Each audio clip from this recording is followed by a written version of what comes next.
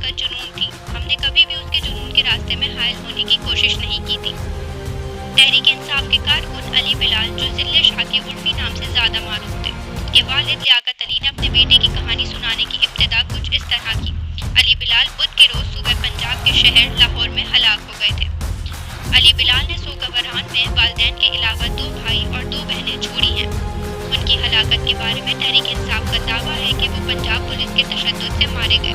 Chairman Tehreek Insaf Imran Khan के मुताबिक अली बिलाल को पंजाब पुलिस ने दफा 144 की खिलाफ वर्जी के केस में जमानत पार्ट के बाहर से गिरफ्तार किया था। आप देख रहे हैं हमारा YouTube चैनल कस्टम वॉच। मैं हूं कराची से रिपोर्टर दारा अरशद।